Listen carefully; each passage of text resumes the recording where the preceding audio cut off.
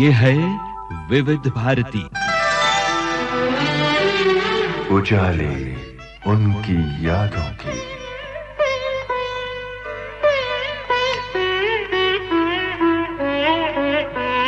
उजाले उनकी यादों की।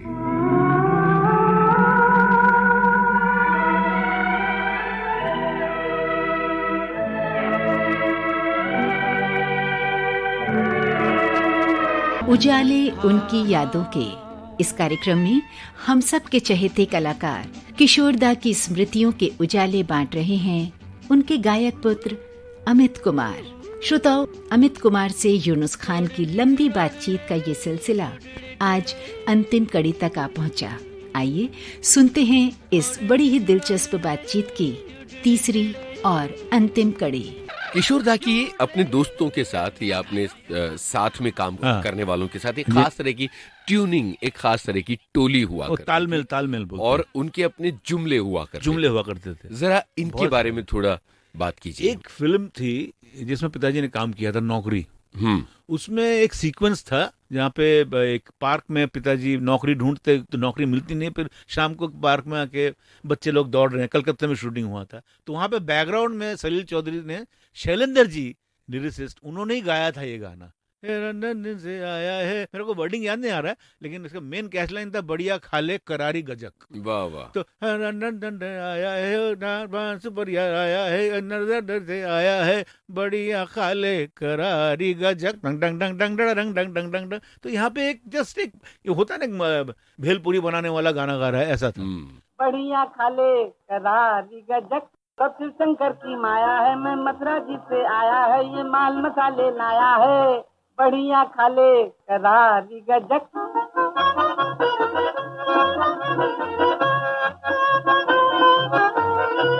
ये रसगुल्ले के टक्कर की, ये लेम जूस के टक्कर की, ये तिल की और ये शक्कर की, बढ़िया खाले करारी गजक। ये बढ़िया खाले करारी गजक, ये तब से पिताजी के दिमाग में घुस गया वो। तो उनका ऐसे होता था ना, इसको कुछ करेंगे आगे चल के।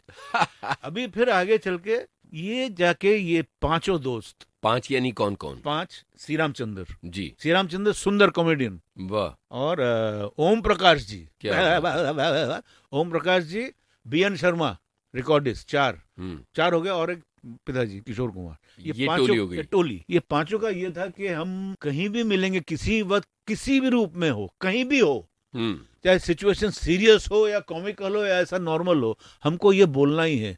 क्या बोलना है? बढ़िया खाले करारी गजक।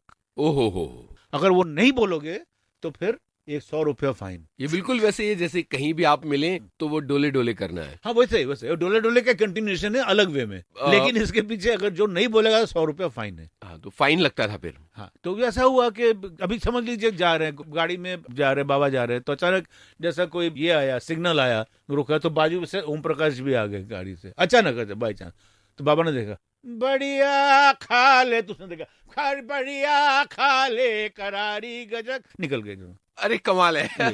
ये बोलना ही पड़ेगा। ये देखिए, ये तो उनका बचपना था, लेकिन कितना ये था, इसमें दे यूज्ड टू एंजॉय। ये जिंदा दिली है। जिंदा दिली। एक दफा एक फिल्म बनी थी जिसके डायरेक्टर प्रोड्यूसर थे ओम प्रकाश जी, और बाबा हीरो थे उसमें।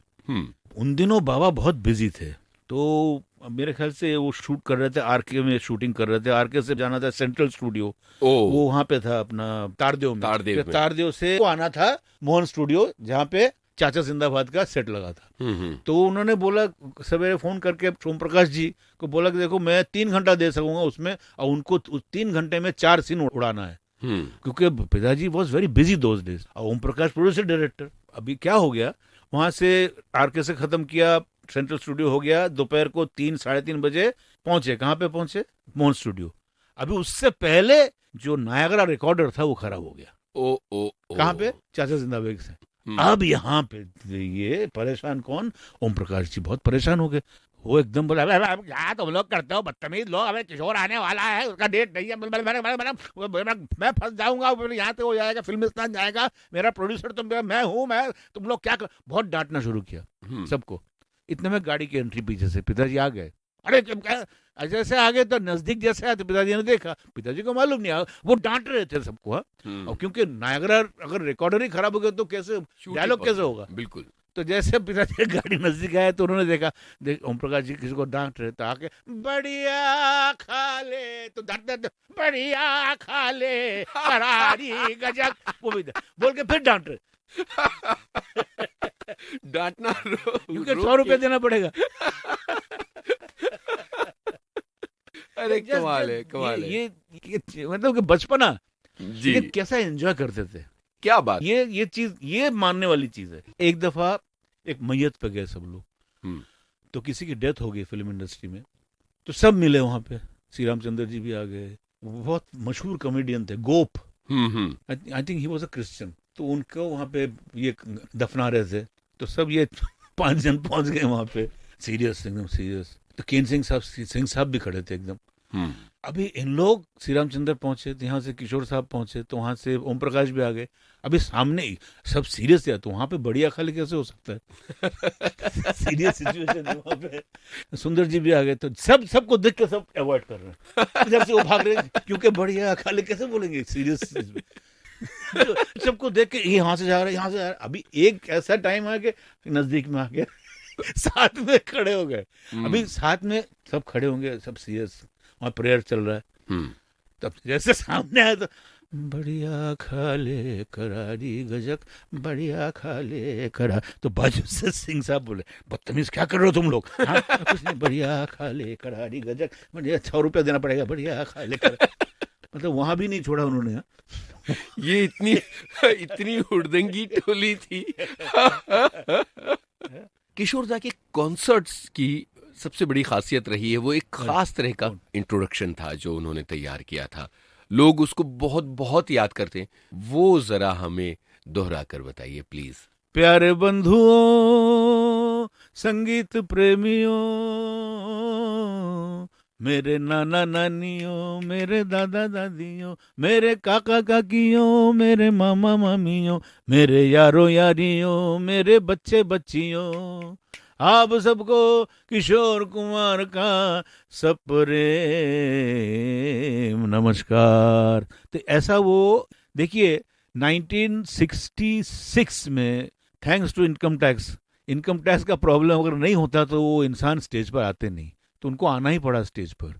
66 से जब उन्होंने शो शुरू किए हैं षणमुखानंद हॉल से, वो 4 उन्हें ऑर्गेनाइजर जिन्होंने हेल्प किया उस वक्त, अभय शाह, राजू भाई गुजरात के थे, और 2 जन थे जी। हाँ, तो ये उन्होंने तब आके पिताजी को एक एग्रीमेंट करवाया कि हम 3 साल में आपका जो भी इनकम टैक्स का प्रॉब्लम है सब आप शोज कीजिए और वहां से चुकता हो जाएगा।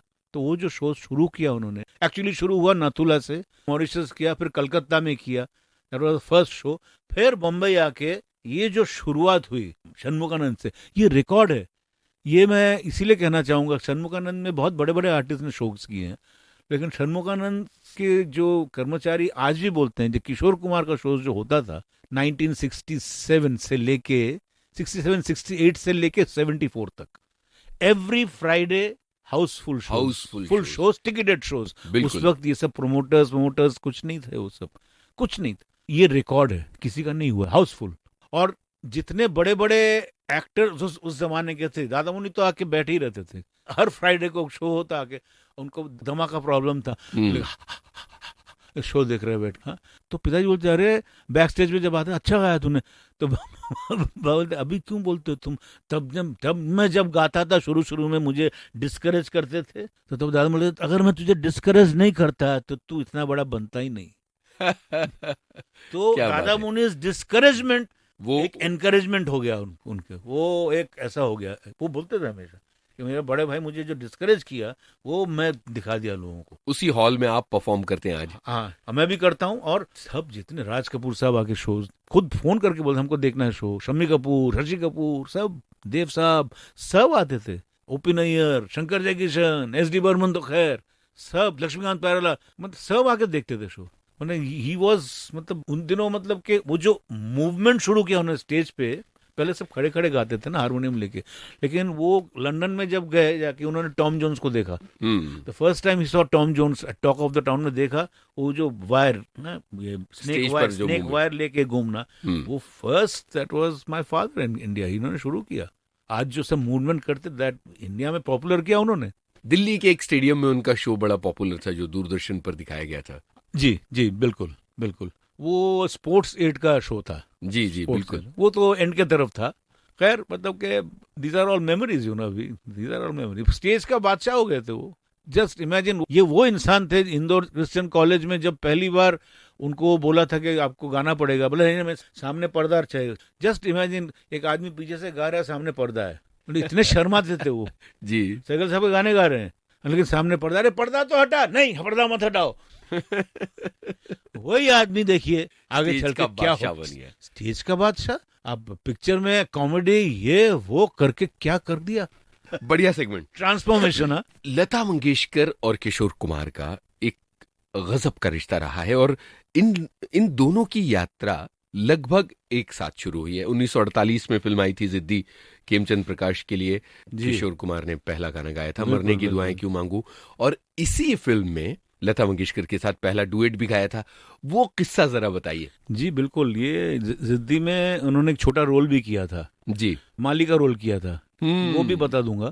तो जिद्दी फिल्म शाहिद लतीफ जी शायद डायरेक्टर थे, शाहिद लतीफ दादा मुनी प्रोड्यूसर थे, बॉम्बे टॉकीज की फिल्म। तो इसमें लता जी ने ये जिंदगी एक सफर जो डॉक्यूमेंट्री बनाया था अपना, संदीप रे ने, मेरे सतीधरे के बेटे ने, जब गुजर गए थे तो उसका डीवीडी में, उसमें उन्होंने लता जी ने बहुत अच्छा कहा था पिताजी के बारे में। तो वहां से उन्होंने कहा था कि पहली बार जब मैंने देखा किशोर दा को तो मुझे लगा कि एक कोई जानी पहचानी, कुछ ऐसा हाथ में छड़ी लिए हुए दुबला पतला से चरनी रोड से बैठते थे, वहां से बैठ के वो लकड़ी छड़ी घुमाते हुए बैठे हुए कुछ ना कुछ करते रहते थे, बहुत इधर हिलना विलना ये। तो वो पहली मुलाकात, तो बोले मैं वहां से उतरी, मैं स्टेशन में उतर के मैं टांगे में बैठ गई, तो मैंने देखा वो भी टांगे में बैठ गए, फिर वो टांगे चलता रहे, तो मैं देखा वो पीछे कर रहा है। तो सेम जगह बॉम्बे टॉकीज में अंदर गए तो वो टांगा भी पीछे आया, तो वो डर गई। लता जी बोले ये कौन है, ये मेरे पीछे चरनी रोड से मलाड तक पीछा कर रहा। तो वो वहां से उतर के वो अंदर गए खेमचंद प्रकाश के म्यूजिक रूम में जाके, उन्होंने कहा कि ये बाहर एक आदमी है तब से मेरा पीछा कर रहा है, देखिए कौन है, कौन है कौन है कौन है कौन है। तो जैसे पिताजी अंदर आए, बोला अरे तो किशोर है, अरे लता ये तो किशोर है, अशोक का भाई है, छोटा भाई, अच्छा गाता है, सैगल का कॉपी करता है, अच्छा गा, ये तुम इसके साथ तुमको एक डुएट गाना भी है, चलो। तो ये उनका पहली बार जो मुलाकात हुई, वो फिर बाद में जाके तो इतने क्लोज, इतने गाने, सब एक एक गाने आप देखिए लता जी के साथ। बिल्कुल, लता मंगेशकर और किशोर कुमार के डुएट गानों की एक लंबी फहरिस्त है, लेकिन ये गाना जो अब हम प्ले करने वाले हैं, ये लता मंगेशकर और किशोर कुमार का पहला गाना था, सन 1948 फिल्म जिद्दी, संगीत खेमचंद प्रकाश। ये कौन आया, क्या गाना है? आशा भोसले के साथ किशोर कुमार के चुलबुले गानों की यात्रा के बारे में आशा जी के साथ बहुत क्लोज रिश्ता था बाबा का, बहुत उनमें प्यार भी था, रिस्पेक्ट भी था, झगड़े भी होते थे दोनों में दूसरे, बहुत एकदम ओपनली। आशा जी बहुत मुंहफट है, बाबा भी। लेकिन बाद में जब बाबा गुजर गए तब आशा जी बोलते थे कि इतनी रोई थी वो, और बोलते थे कि अभी ऐसा कैरेक्टर, ऐसा आदमी मुझे कहीं मिलेगा नहीं, ऐसा सिंगर। तो आशा जी जैसे आर्टिस्ट हमेशा बोलते थे, मैं मतलब उनके फादर के बाद, आशा जी के पिताजी के बाद, उन्होंने जो शास्त्रीय संगीत सीखा है, जो यहाँ के जो संगीत है, नाट्य संगीत, आशा जी का ये सीखना। लेकिन वो बोलते थे कि मैं किशोर कुमार को जब देखा तब मुझे लगता था कि मैं इनके जैसा कैसे गाऊं। तो ये उनका ये था एक, मतलब इतना कॉन्फिडेंस एक आदमी कैसे गा सकता है बिना सीखे, बिना ये आशा जी का एक रिस्पेक्ट था मेरे पिताजी के ऊपर। और बाबा भी बोलते थे, आशा जो गाती है कभी सुर से कभी जाती नहीं है, कैसा कि ये बाबा का ये था। बाकी सब हम लोग इधर उधर हो जाते, लेकिन आशा तो कभी सुर से नहीं जाती है। तो इतना क्लोज था, इतना क्लोज। कुछ गानों के किस्से बताइए। देखिए, मुकद्दर फिल्म में वो गाना, आती है याद हमको जनवरी फरवरी, पहली पहली मुलाकात हुई मेरी तुम्हारी, ये शायद पहला गाना था उनका। उसके बाद छम छमा छम फिल्म में वो नैयर साहब का संगीत था। एकदम शुरुआती हाँ, फिल्म। एकदम शुरुआत में, एकदम शुरू में। फिर आंदोलन में भी गाया था, भाजी वाली एक गाना था वो। मैं जब आशीष जी के साथ शोज करता था तो सब सुनाती थी, सब बताती थी, सब किस्से सब। और सबसे मजेदार किस्सा था बाप रे बाप फिल्म का जो गाना, पिया पिया पिया। तो इस वो गाने की रिकॉर्डिंग से जुड़ा हुआ रिकॉर्डिंग किस्सा। से जुड़ा हुआ, वो आशा जी हमेशा बोलती है स्टेज पर। ऐसा था कि वो गाना पिया पिया पिया मोरा जिया पुकारे, तो गाना हो गया, अब गाना चल रहा है, तो सेकेंड अंतरे में एक जगह आशा जी ने गलती से बाबा के लाइन के ऊपर आ कर दिया था। तो आ करके शी वांटेड टू कट करना चाहती थी, तो बाबा ने इशारे से बोला चलने दो, तो टेक हो गया। नेहर साहब ने ओके कर दिया। फिर आशा जी ने कहा कि अब दादा आपने ऐसा क्यों किया, मैं बीच में आ कर दिया तो आप फिर से लेते हैं। बोले कोई बात नहीं, नो प्रॉब्लम, पिक्चर का हीरो मैं हूँ। हाँ, तो जब वो आएगा वो क्लोजअप आ करोगे तो मैं लड़की के मुंह पे हाथ रख दूंगा, एडजस्ट हो जाएगा। एडजस्ट हो जाएगा। तो वे बाप रे बाप देखो वहां पे है चंद उस्मानी जी, जब आ करके बाबा गाते गाते ऐसा मुंह पे हाथ रख देते, टांगे पर वो। टांगे। ये एक मिसाल है उनके जीनियस की, जी जी, कि जी, वो उनके पास हर चीज का एक आइडिया हुआ करता जी था। जी। और कौन सी किस्से हैं आशा जी के? और एक आशा जी ने बताया था, वो कौन सा गाना, ओ निगाह मस्ताना, वो कौन सा पेंगेस पिक्चर, पेइंग गेस्ट का है, जी। देवानंद नूतन। तो उसमें आशा जी ने बताया था कि मैं था ही नहीं गाने में, पूरा गाना बाबा का था। हाँ, तो आशा जी आई वहां पे, तो बाबा ने बोला था यहाँ पे एक हमिंग जैसा करो। ये एस डी बर्मन के साथ डिस्कशन हुआ कि लड़के का हमिंग चाहिए। तो फिर बाबा ने बोला एक काम कर, यहाँ पे एक टेबल दे, टेबल पे बैठ जा। तो टेबल पे बैठ गए, ओके। आशा जी बैठ गए। हाँ, कि उन दिनों क्या होता था, एक ही माइक पे रिकॉर्ड करना पड़ता था। तो टेबल पे बैठ के बोला तुम हमिंग करो से, वही हमिंग था ही नहीं गाने में। तो पहले एस डी बर्मन ने बोला नहीं हमिंग नहीं, क्यों नहीं करने का, शुरू में एक आलाप है, बस बीच में आएगा आलाप आएगा, हा हा हा हा हा हा, आलाप, पूरा हमिंग क्यों। भाई इसमें बाबा के साथ काफी डिबेट हुआ। फिर बाबा ने देखो सचिंदा अच्छा लगेगा हमिंग, ओ निगाह मस्ताना, देख समा है सुहाना, धीरे धीरे बेजरा के, तो ये क्या आइडिया, एंड दिस वर्कड। आप देखिए पूरे गाने में आशा जी सिर्फ हमिंग किया, उसके कुछ ऐसा जरूरत नहीं पड़ी कि लाइन गाए या ऐसा। तो ये आइडिया पिताजी का था। आज उसके बिना हम उस गाने को इमेजिन भी नहीं कर हाँ, सकते। अगर वो नहीं होती तो हम मिस करते। बिल्कुल, ऐसा क्या बात है। किशोर कुमार के अपने साथी गायकों के साथ बड़े बढ़िया से रिश्ते रहे हैं, और कई ऐसे गायक हैं जिनको वो बहुत एडमायर किया करते थे, उनकी बहुत इज्जत किया करते थे, और इनमें मन्ना डे का नाम सबसे ऊपर आता है। मन्ना दा के साथ बहुत बहुत पुराना रिश्ता था। मन्ना दा जब एस डी बर्मन साहब के असिस्टेंट रहा करते थे, तब बाबा कोरस में गाते थे। मतलब मैं शिकारी फिल्म की बात कर रहा हूँ, तब से। तो तब से मन्ना दा ने देखा थी कोई लड़का इसमें तो कुछ है, अजीब सा है, कुछ बात है, कुछ ये इतना उछल कूद कर रहा है इसको। तो एक फिल्म में पिताजी ने अगेन छोटा सा एक रोल किया था। फिल्म का नाम था तमाशा। उसमें संगीत था खेमचंद प्रकाश, और उसमें अशोक कुमार जी अगेन प्रोड्यूसर। और वो बॉम्बे टॉकीज का, that was the last picture of Bombay talkies, क्योंकि बॉम्बे टॉकीज बिक रहा था। तो सबने फिल्म में काम किया फ्रीली, देवानंद, मीना कुमारी, अशोक कुमार दादा मुन्नी ने विलन का रोल किया, खुद प्रोड्यूस भी किया, just to save Bombay Talkies. कर नहीं पाए, उसके बाद बिक गया, उसके बाद फिल्मिस्तान शुरू हो गया। तो तमाशा में पिताजी ने भी एक छोटा सा रोल किया था, एक यंग किरदार का, उसमें गाना था। जहां तक मुझे पता है खेमचंद प्रकाश जैसे गुजर गए तो मन्ना दा took over, he did the song, he was the music director. तो वहां पे एक बाबा का गाना था, वो एक ही फिल्म है जिसमें देव साहब, देवानंद और किशोर कुमार एक साथ काम किया है। वो गाना है खाली पीली काहे को अक्खा दिन बैठ के बोम मारता है। वाह। तो ये गाना खाली पीली खाए को अक्खा दिन बैठ के बोम मारता है। तो ये जब भी मनादार बाबा मिलते थे ऐसा ही उनका ये तालमेल, बैठ के बोम मारता है, उनको याद आता था ना वो टाइम। तो उस टाइम से मनादार बाबा को बोलते थे ऐसा आर्टिस्ट, ऐसा मतलब कि इस टाइप का आर्टिस्ट।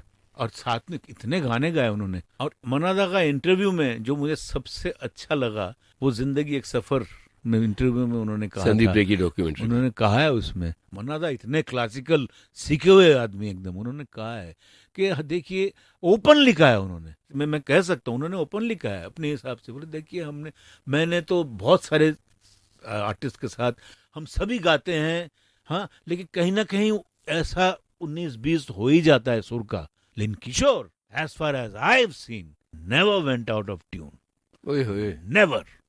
अरे हे ला ला ला ला ला ला ला ला ला ला ला ला ला ला ला ला ला ला। किशोर कुमार की कहानी। हमारा नाम किशोर कुमार गानी खांडवा ABCD। उनके बेटे अमित कुमार की जबानी।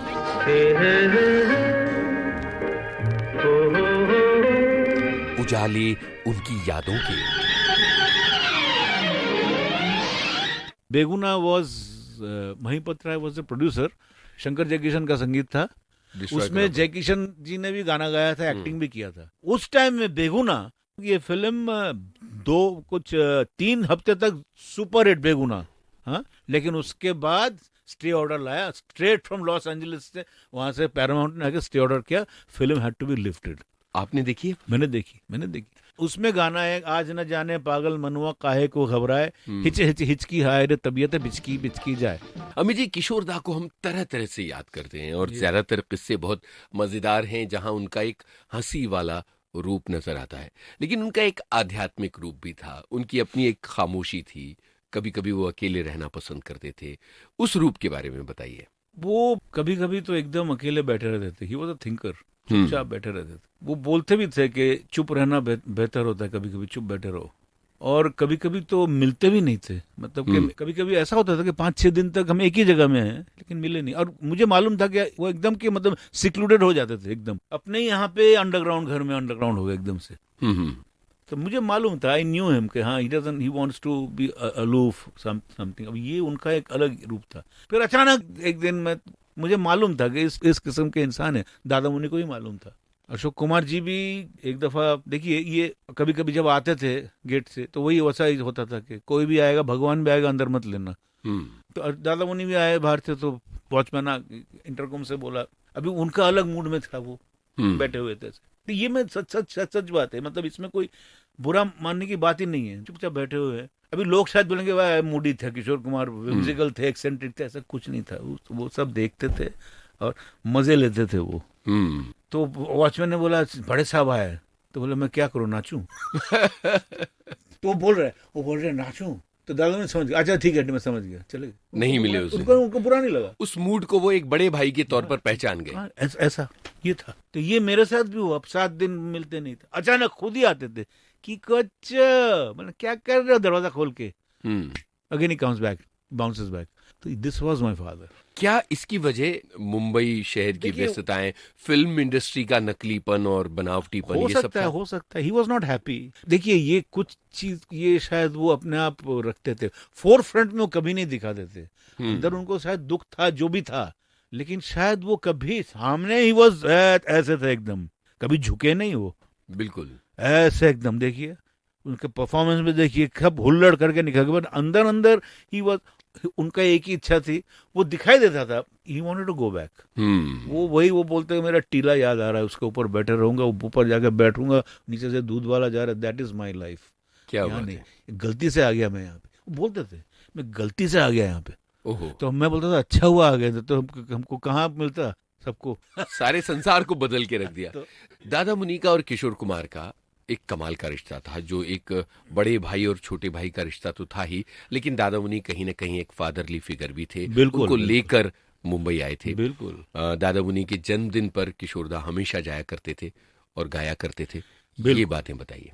दादा मुनि अगर नहीं होते, पिताजी को मुंबई नहीं लाते, तो किशोर कुमार होता ही नहीं।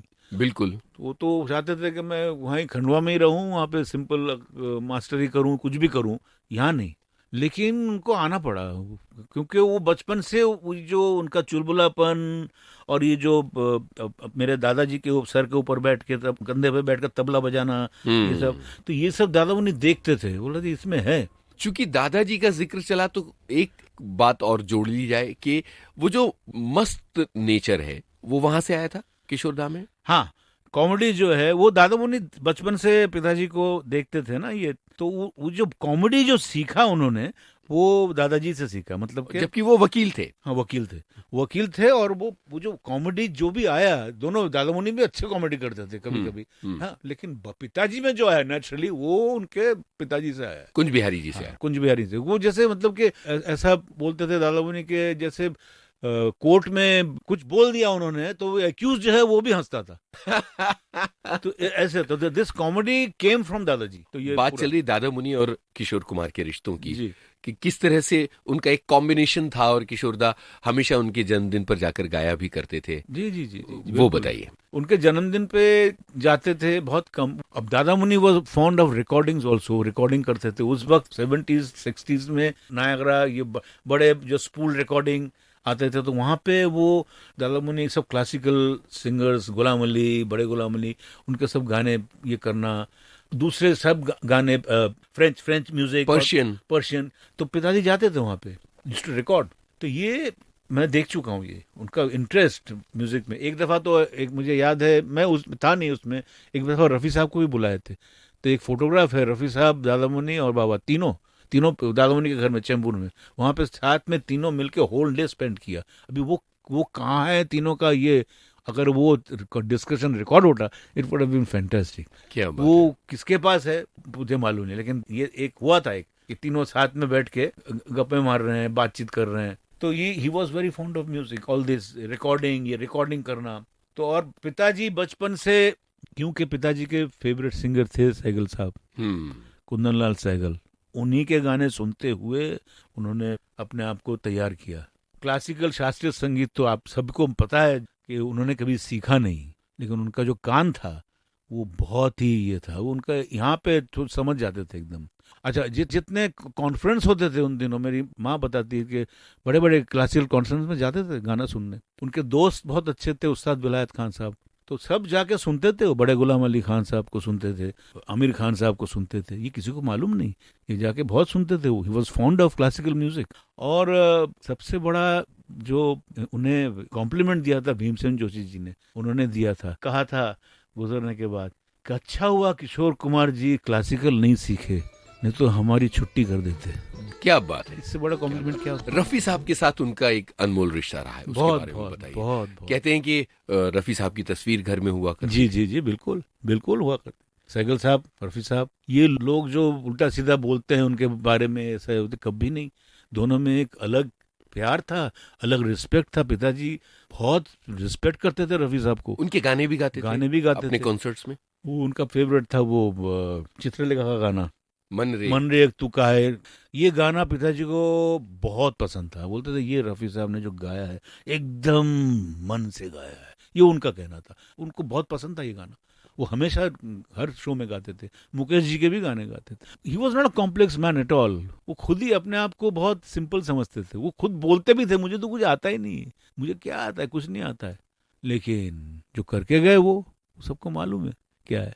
आई think that's why that was the reason he still remembered. वो स्थान जो है उनका, वो वहां था, वहां तक कोई पहुंच नहीं पाए। तो आप डिबेट भी करोगे तो हार जाओगे। बिल्कुल, ये तो पॉपुलैरिटी में इट इज अ फैक्ट।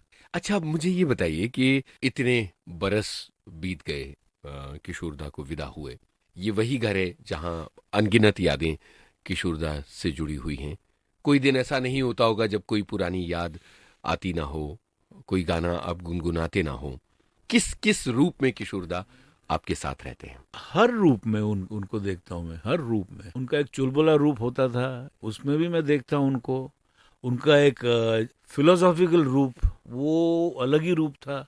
मतलब एक दिन में उनका एक ये जो क्या कहते हैं विम्सिकल रूप, यहाँ से वो हटाना, ये हटाना, मतलब एक आदमी के अंदर इतने सारे खूबियां, इतने सारे रूप, डायमेंशंस, वो आज भी कहीं ना कहीं से आता है। मेरे अंदर भी हो जाता है, आता है कभी कभी। मैं करता हूँ, अरे मैं बाबा जैसे कर रहा हूँ, वो आएगा, इट्स इन द जीन्स, बिल्कुल वो आएगा ही। लेकिन अभी वो जो एक, देखिए इंसान चला जाता है, यादें रह जाती ना। टाइम इज द हीलर, हम भूले नहीं है उनको, लेकिन ऐसा ही है, it's like that. But Gaurikunj, ये जो है, ये मंदिर जो है, ये तो उनका हमेशा ऐसा ही रहेगा।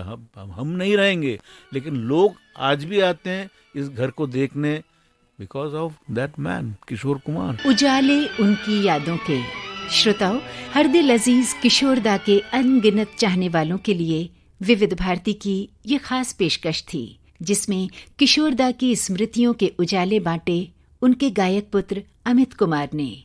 आपसे बातचीत कर रहे थे यूनुस खान। आज आपने इस लंबी और बड़ी ही दिलचस्प बातचीत की तीसरी और अंतिम कड़ी सुनी।